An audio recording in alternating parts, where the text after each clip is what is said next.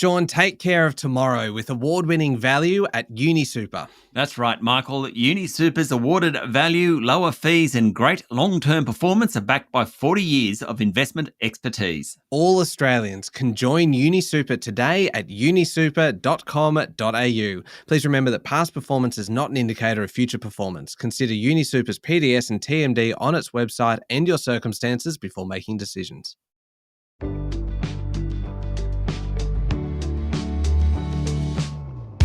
Welcome to the Fear and Greed Business Interview. I'm Sean Aylmer. Anyone who listens to this podcast would know I'm a big supporter of getting financial advice. But I also know that for a lot of people, the cost of advice can make it feel like a luxury when really it should be an essential. And it's particularly important when it comes to your superannuation, because after your house, your super is likely to be the biggest asset you'll ever own. This time of year is when a lot of people start looking at their finances simply because it's tax time, but getting financial advice and taking control of your financial future goes beyond just talking to your accountant about tax. Andrew Gregory is the head of financial advice and education at UniSuper, a great supporter of this podcast. Andrew, welcome to Fear and Greed. Thank you, Sean. Great to be with you. I know how important it is to speak to a professional financial advisor, but to you, what's the value of advice? Sean, it's a great question because I get asked this quite a lot. In fact, I was talking with my brother last night, funnily enough, and he was telling me about one of his friends who has made a lot of money in crypto and should he be investing in that? And it made me sit back and think, well, if you got good advice, I wonder whether you'd be asking me that question. And when I think about the value of advice, I think it's not a singular thing. It's not something as simple to say it's going to give you this. But there's a series of steps I think you go through that ultimately lead to confidence. And there's a colleague of ours, Andrew Winwood, who is the leader of Core Data. He has this framework that I love, Sean, and it's a framework that I think steps through the components of what the value of advice is. So if I might just step you through those. Because take me through it. The first step is bringing chaos to order. The second step is order to better structure. The third step is structure to confidence. The fourth, confidence to habit. The fifth, habit to reward. And the sixth, reward to wealth. And you think about each of those, and I think all of us would start out by conceding that our financial situations are never in order. There's something chaotic about what we have in our life. And I love that first step of bringing chaos to order. And I think there's a stepping point that all of us would go through where we look at our financial affairs and we'd feel so much better if things were organized. Yep. And I feel like advice has a really important role to play there.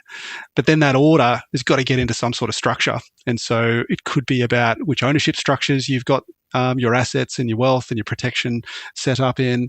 Are they tax efficient and so on and so forth? And that structure brings about confidence because all of a sudden you've got things in order, everything has a place and everything is in its place. And from there, that confidence moves into a bit of a habit because you start to see a bit of momentum rolling through and that habit starts to bring about a reward. And maybe that might be a tax deduction or it could be a return or a dividend or it could be even a claim that you might make on an insurance policy. But then finally, you start to see wealth start to generate. And the idea of this framework is it takes almost 3 years to get there. And so there's something where you've got to hold the line around those 6 steps. I suppose what I like about that is that it demonstrates that success is incremental. It's not a silver bullet. You don't just go and see a financial advisor once and you're up and running and it's all over. It's actually the idea that it takes work to put your affairs in order, to listen to your financial advisor, to over time potentially reorganize how you structure your finances. Like there's kind of a process to it. Totally, Sean. It's like that process equals outcomes argument. And a lot of people talk to that. But I think the thing that we always miss is we're at a barbecue where we hear someone who's made incredible wealth in property or incredible wealth in shares. But perhaps there's a process that sits behind that. And we often want to jump from step 1 to step 6. But I guess the value of advice, back to your first question, is that we've got a clear structure in which we step you through. You've got professionals that lead you through that. And we can also be your honest friend in that sense and ensure that you do get to that 6th step, which is ultimately building wealth for your family.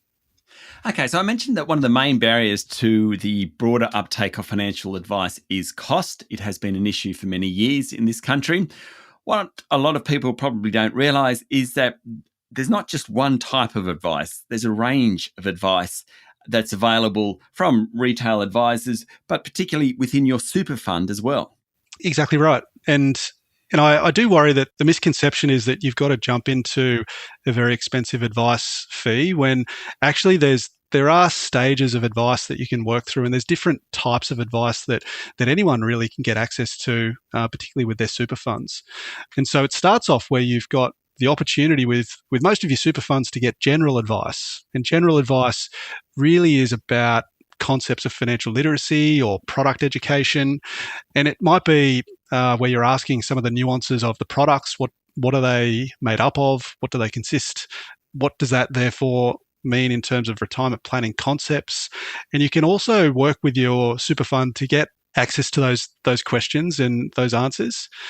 You can then move into what's called intra-fund advice. And again, through your super fund, you're already paying a fee, which gives you access to a service which might answer questions like, my contribution amount's right for me, or how should my funds be invested? Also, how much insurance you might need.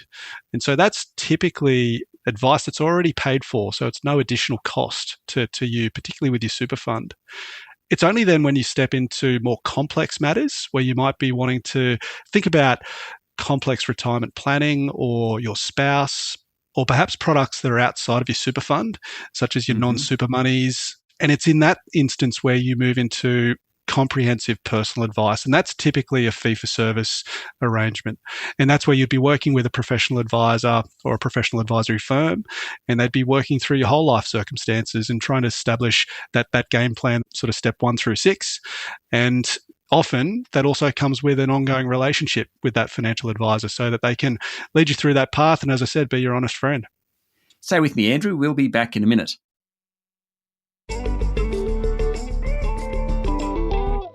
Sean, take care of tomorrow with award-winning value at UniSuper. Michael, UniSuper was awarded the most satisfied members by CanStar in 2023 and gives you the flexibility to stay in touch with over 30 locations Australia-wide. And if you want to enjoy UniSuper's awarded value, lower fees and great long-term performance, all Australians can join UniSuper today at unisuper.com.au. Please remember that past performance is not an indicator of future performance. Consider UniSuper's PDS and TMD on its website and your circumstances before making decisions.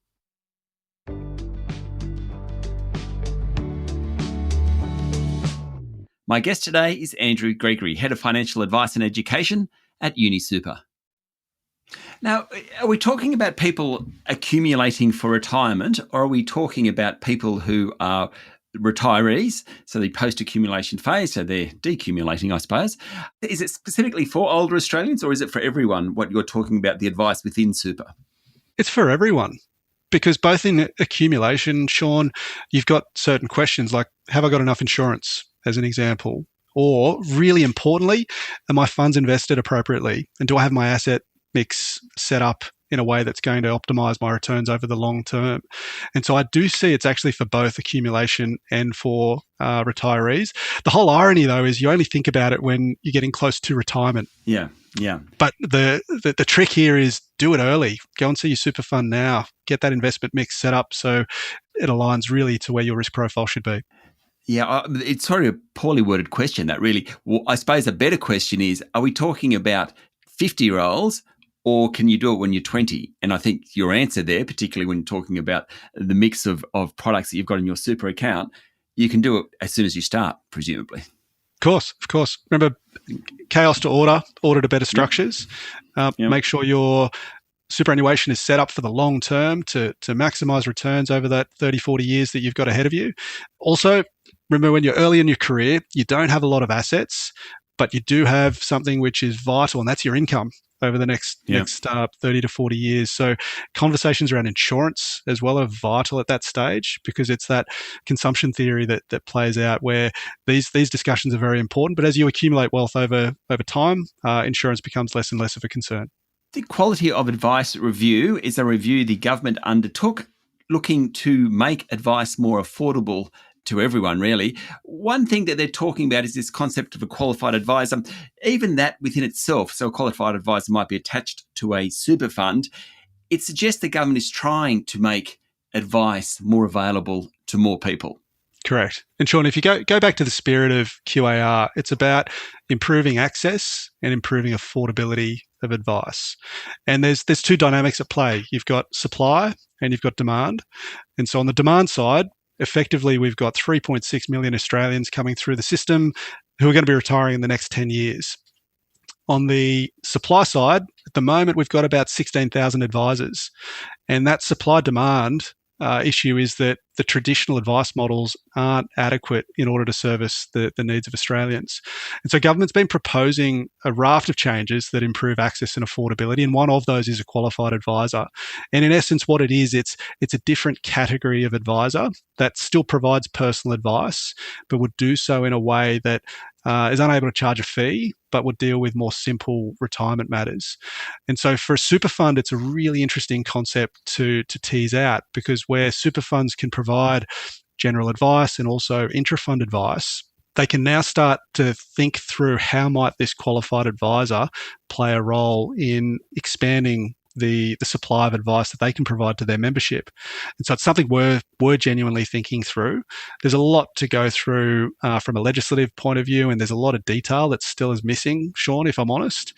But conceptually, it makes a lot of sense to increase the supply of the workforce, so long as it's backed by a really strong digital advice engine that will allow Australians to get access to advice, and in particular intra-fund advice, when they're already paying a fee as a member of their super fund.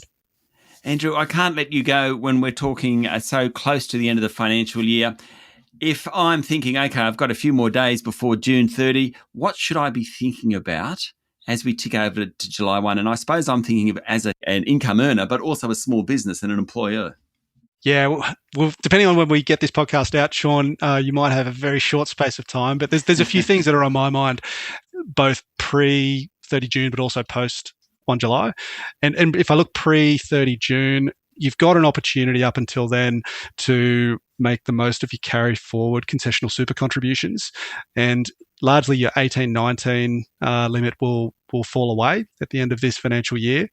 And that's really a valuable tax deduction for those that may not have used that provision in that 18-19 year, but it's able to be used in this financial year. You look back the past rolling 5 years, and it could be a lost opportunity if you don't do that before 30 June. But and just I'm going to jump in that without, so essentially that's when you haven't used your maximum super contribution limit.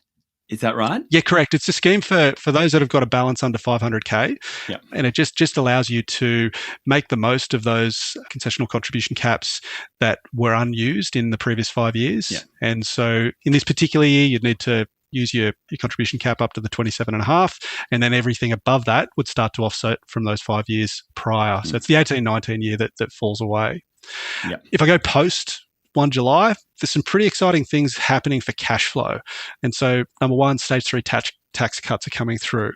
And for those that are looking forward to this will make a material difference to most people's paychecks. And I think if you're earning $120,000 at the moment, this will be about $2,678 back in your pocket. If you're on $190,000, it'll be the better part of $4,524 back in your pocket. And so I guess the key message here, Sean, is do something meaningful with it. Don't just let it slide away, because I think in a few months' time you'll just spend it and it'll be forgotten about. So make some intentional plans around that. Second thing would be that concessional caps are going from $27,500 to $30,000. So again, have a think about what you're doing with your superannuation contributions, and are you making the most of that limit for this particular year? And particularly those that are high income earners, just make sure you're managing those caps and those limits appropriately as well. And your SGC is going from 11 to 11.5%, so there'll be a little bit more super going in. And for those that are on total fixed contracts in their employment, again, that might be something that's offset. So there's this contra that's happening between super and tax cuts that you'll just need to manage in your cash flow. And then the final thing is your non-concessional cap limits will go from 110 to 120 next year as well. So lots of opportunities for super, Sean. Absolutely. Andrew, thank you for talking to Fear and Greed. My pleasure. Great to be with you. That was Andrew Gregory, Head of Financial Advice and Education at UniSuper, a great supporter of this podcast. This is the Fear and Greed Business Interview. Join us every morning for the full episode of Fear and Greed, daily business news for people who make their own decisions. I'm Sean Aylmer. Enjoy your day. UniSuper was awarded with the most satisfied members by CanStar in 2023, so if you want to enjoy UniSuper's awarded value, lower fees and great long-term performance, visit unisuper.com.au. That's right. All Australians can join UniSuper today at unisuper.com.au. Please remember that past performance is not an indicator of future performance. Consider UniSuper's PDS and TMD on its website and your circumstances before making decisions.